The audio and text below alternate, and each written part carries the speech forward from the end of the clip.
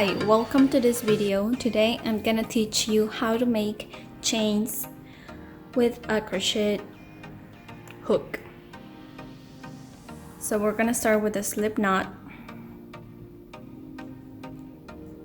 and we're gonna work with the long tail that comes from the yarn you're working with, and we're gonna put the yarn over your hook and pull it through.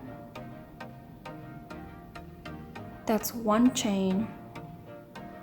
We're gonna make another one, 2 chain, yarn over and pull. That's 3 chains, and we're gonna keep going for as many chains as you want for your project.